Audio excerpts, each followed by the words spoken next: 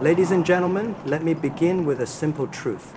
In our world today, power is not just about armies or weapons. It is about how nations build trust, create opportunities, and shape the future together. Yet when we speak about the relationship between the United States and Pakistan, the conversation is almost always the same: war, aid, suspicion, and blame. But there is another story, one that very few people ever talk about. A story of sacrifices that were forgotten, opportunities that were ignored, and possibilities that remain untapped even today. Think about it. Why do two countries tied together by geography, history, and people keep repeating the same mistakes? Why does the world rarely acknowledge the price Pakistan has paid for global security, or the role the US has played in shaping Pakistan's destiny? And most importantly, what lessons can we learn if we are bold enough to look at this relationship differently? In this speech, I want to share with you truths that are rarely discussed in the open. Truths that go beyond headlines, beyond political sound bites, and into the heart of how nations treat each other when power and necessity collide. My goal is not to criticize, but to inspire, to show you that within this difficult past lies the potential for a future of cooperation, innovation, and mutual respect. So I ask you to stay with me until the very end, because the journey we are about to take is not just about the United States and Pakistan. It is about understanding how relationships built on short-term interests can either trap us in cycles of mistrust or, if reimagined, unlock possibilities that benefit not just two nations but the entire world. This is a story of lessons of hope and of a truth that no one talks about but everyone needs to hear. The relationship between the United States and Pakistan has always been driven less by friendship and more by the shifting tides of global power politics. To understand it, one has to look back at history and see how every era brought a different role for Pakistan in the American worldview. During the Cold War, Pakistan became an important ally for Washington in containing Soviet influence in South Asia. Military and financial aid flowed in, but it was never about Pakistan's long-term development. It was about positioning Pakistan as a frontline state in the larger East-West rivalry. When the Soviets invaded Afghanistan in 1979, once again, Pakistan became indispensable, serving as the logistical hub and intelligence partner for the US-led effort to push Moscow out of the region. Billions of dollars were poured into arms and operations, and Pakistan's strategic geography became its most valuable asset. But when the war ended and the Soviets withdrew, Pakistan was suddenly left isolated, sanctioned, and accused of fostering extremism, showing that its importance to Washington had always been conditional. The story repeated itself after 9/11. Pakistan became a major non-NATO ally overnight, and its role in the war on terror was painted as vital for American security.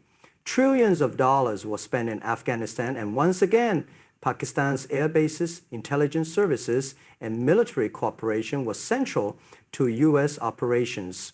But this partnership carried a cost. Pakistan faced internal terrorism, an economic downturn, and a social fabric shaken by militancy. Yet, once America's objectives shifted, the tone of the relationship changed. Criticism replaced praise, and Pakistan found itself accused of not doing enough despite the massive sacrifices it had made. And how bumbled Middle East. This pattern reveals a deeper truth. Pakistan has too often been treated as a temporary tool in America's broader global strategy, rather than as a partner with shared long-term interests. Each phase of cooperation has been followed by abandonment, leaving Pakistan struggling with the consequence. These cycles have also fueled a perception in Pakistan that Washington uses and discards allies according to convenience, while in the US, policymakers often see Pakistan as unreliable and transactional. What emerges is not just a history of alliance, but one of dependency, manipulation, and strategic shifts dictated by larger global battles, or where Pakistan was never the main player, only the means to reach an end. When examining the relationship between the United States and Pakistan, one of the most striking realities is the imbalance between security, cooperation, and economic engagement. For decades, Washington's dealings with Islamabad have been dominated by defense, counterterrorism, and regional security concerns, while trade, investment, and industrial collaboration have been treated as secondary priorities. This has shaped not only the nature of the partnership, but also Pakistan's growth trajectory, leaving long-lasting consequences. From the Cold War onwards, US assistance to Pakistan was largely military-gemic. Aid packages were tied to strategic objectives, whether it was fighting communism, supporting the Afghan resistance against the Soviets, or providing logistics for the war on terror. Billions of dollars in security assistance and reimbursements under the coalition support fund strengthened the armed forces, but did little to build sustainable industries, improve education, or expand Pakistan's technological base. The result was a dependency where Pakistan's value in Washington's eyes was linked primarily to its ability to serve as a security partner rather than an economic collaborator. This imbalance also created a distorted perception in both societies. In the US, Pakistan was often portrayed through the lens of terrorism, extremism, and instability, rather than as a country with potential for trade, innovation, and human capital. Meanwhile, in Pakistan, American engagement was often associated with military aid and conditional loans, fostering resentment when economic progress failed to materialize. The absence of a long-term economic vision between the two countries prevented kind of deep interdependence that often stabilizes international relationships. At the same time, the global opportunities for economic cooperation were vast but underutilized. Pakistan's young population, textile industry, agricultural resources, and emerging tech sector could have been natural areas for US investment, but these were largely ignored.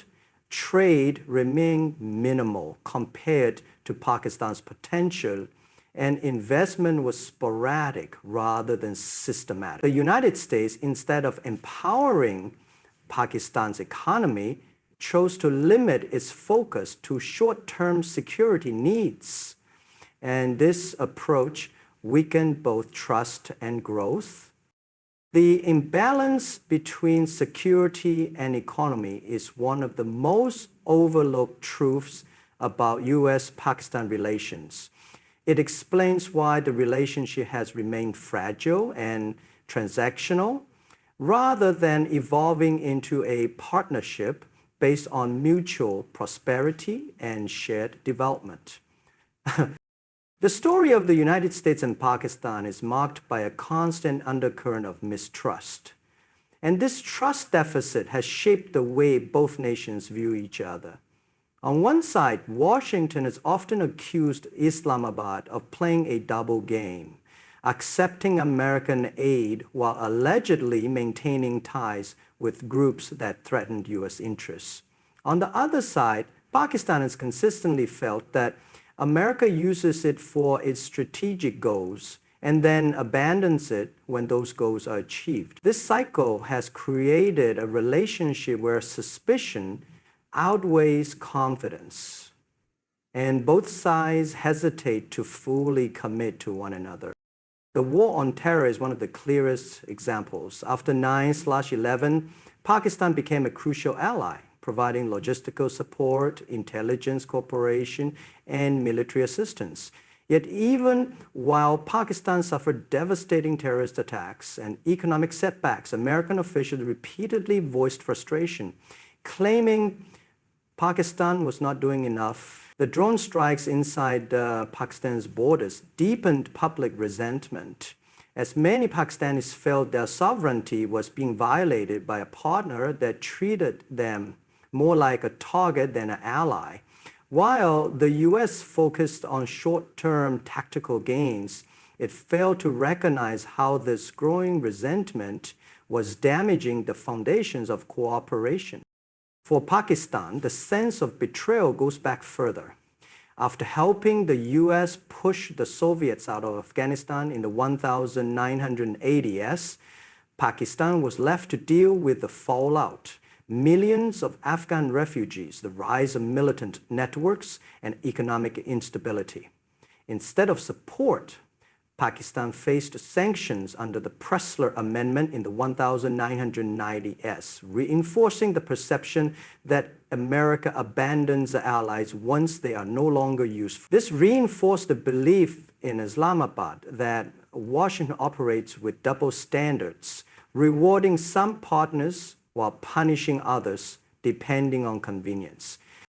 The reality is that neither side has ever been fully transparent with the other. America's shifting priorities created uncertainty, while Pakistan's attempts to balance internal security interests with external commitments fueled doubts in Washington. This environment of half-truths and selective trust has prevented the relationship from achieving real depth. Even today, despite moments of cooperation, both sides remain cautious, questioning motives and doubting promises. This persistent trust deficit, rarely acknowledged openly, explains why US-Pakistan relations continue to swing between short-lived highs and prolonged lows.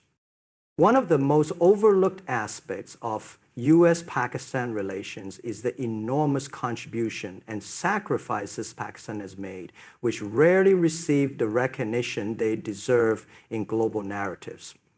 Pakistan has been on the front line of conflicts that were not of its own making, yet it has paid the heaviest price in terms of human lives, economic losses, and social disruption. The world often measures Pakistan only through the lens of its shortcomings, ignoring the role it has played in supporting US strategic objectives. This lack of acknowledgement has not only hurt Pakistan's image internationally, but has also deepened resentment among its people who feel their sacrifices have been taken for granted. During the Afghan War of the 1980s, Pakistan became the hub for supporting the US-backed resistance against the Soviet Union. Millions of Afghan refugees crossed into Pakistan, creating immense social and economic pressures that the country still feels today. Militancy and drug trafficking grew in this period, destabilizing. Yet, when the war ended, Pakistan was left alone to deal with the consequences without recognition of the role it played in what was considered a great victory for the West. The war on terror magnified this imbalance even further. Pakistan joined the US after 9/11 as a key ally, opening its territory for military logistics, sharing intelligence, and launching operations against militant groups.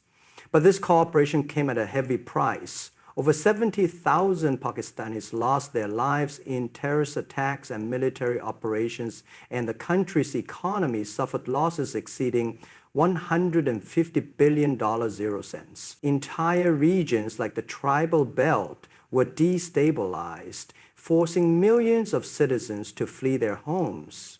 Despite these sacrifices, Pakistan was often accused of not doing enough, while its role in weakening al-Qaeda and assisting US counterterrorism efforts was downplayed. Globally, the narrative around Pakistan often focuses on instability, corruption, or extremism, while its contributions in aiding Western objectives are brushed aside. This selective memory creates a distorted perception in Europe and the US where the average observer is unaware of how much Pakistan has given in blood and resources. Instead of being recognized as a partner that bore the brunt of wars it did not start, Pakistan has been portrayed as part of the problem. This lack of acknowledgement has left a deep scar on the bilateral relationship and continues to fuel the perception in Pakistan that it has been used, blamed, and forgotten. The global order is no longer defined by a single superpower calling all the shots. The emergence of a multipolar world has changed the way nations interact. And for Pakistan, this shift has opened new doors that were once unimaginable. For decades, the United States was seen as Pakistan's dominant partner, holding significant influence over its military, political, and economic decisions. But today, as China rises, Russia repositions itself, Turkey expands its regional influence, and Gulf states diversify their partnerships. Pakistan is no longer locked into a one-dimensional relationship with Washington. This transformation is quietly redefining the balance of power in South Asia. China stands out as the clearest example. Through the China-Pakistan Economic Corridor, Beijing has invested billions into infrastructure, energy, and connectivity projects. These investments are not limited to short-term aid, but aim at long-term integration, offering Pakistan a path to sustainable growth and deeper regional influence. In contrast to America's security-driven approach, China's focus on economic development has given Pakistan an alternative model of partnership that appeals to its urgent domestic needs. Russia, once distant due to Cold War alignments, has also shown increasing interest in energy and defense cooperation, signaling another shift in Pakistan's foreign policy landscape.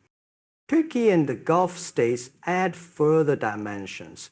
Shared cultural and religious ties with Turkey, coupled with Ankara's growing role as a regional mediator, have created new avenues for collaboration in defense, trade, and education. Meanwhile, Gulf nations, particularly Saudi Arabia and the UAE, are looking beyond oil dependency and investing in new sectors where Pakistan's labor force and geographic position make it a natural partner. These relationships reduce a sense of isolation that Pakistan once felt when its ties with the US soured. For the United States, this evolving reality means it cannot expect Pakistan to be exclusively aligned with its policies. Pakistan now has options, and this leverage allows it to diversify its alliances while balancing its relations with Washington. The emerging multipolar world has given Islamabad more space to maneuver and resist external pressure, something it struggled with in earlier decades. This shift does not mean Pakistan has abandoned the United States, but it highlights a growing truth. In today's world, no single power can dictate Pakistan's choices the way it once did. Amidst the long history of ups and downs between the United States and Pakistan, there lies an untapped potential for cooperation that is rarely discussed. For decades, the relationship has been dominated by security concerns and geopolitics, overshadowing the possibilities in fields that could transform both nations' engagement into something more constructive and sustainable. The truth is that beyond military aid and counterterrorism efforts, there are vast opportunities in technology, trade, education, energy, and cultural exchange that remain largely unexplored. If these areas were prioritized, the relationship could move from a transactional nature to one that genuinely benefits people on both sides. Technology is perhaps the most promising avenue. Pakistan has a young and fast-growing tech workforce with startups emerging in fintech, e-commerce, and software development. The United States, being home to Silicon Valley, has the expertise, resources, and investment culture that could nurture this sector. Joint ventures, mentorship programs, and direct investment could turn Pakistan into a hub for digital innovation, while giving American companies access to a large and untapped market. Similarly, educational collaboration could strengthen human capital. Scholarships, research exchanges, and partnerships between universities could build bridges that last beyond political cycles, creating generations of professionals with mutual understanding and shared values. Trade and clean energy also present enormous possibilities. Pakistan's textile and agricultural industries could find stronger markets in the U.S. if trade barriers were lowered and investment encouraged. In return, American companies could benefit from low-cost production and access to South Asian and Central Asian markets through Pakistan's geographic position. On energy, Pakistan faces growing demand but lacks modern infrastructure. The U.S., with its expertise in renewable technologies, could play a transformative role in helping Pakistan shift towards solar, wind, and hydropower solutions, reducing dependency on fossil fuels while opening new business opportunities. Cultural and people-to-people exchanges are another underutilized dimension. The Pakistani diaspora in America is vibrant and successful, contributing to healthcare, academia, and business. Harnessing these connections can create stronger economic and cultural bonds. Yet, instead of focusing on these positive aspects, both governments remain locked in conversations about terrorism and security. The untapped potential of cooperation represents the missing link in this relationship. If explored sincerely, it could turn one of the world's most mistrustful partnerships into one of the most productive, creating stability in South Asia while also fostering prosperity that benefits not just two nations, but the wider international community. In conclusion, the story of U.S.-Pakistan relations is not simply one of allies and rivals, but of a complex journey shaped by history, mistrust, sacrifice, and shifting global realities. Too often, this relationship has been defined by short-term security interests and overlooked contributions, leaving untapped the immense possibilities that lie in economic growth, education, technology, and cultural exchange. What remains clear is that Pakistan is no longer a passive player in someone else's strategy. It is stepping into a multipolar world where it has options, choices, and a voice of its own. The real challenge and opportunity for both nations is to move beyond old habits and reset their engagement on the basis of mutual respect, shared prosperity, and long-term cooperation. Only then can this relationship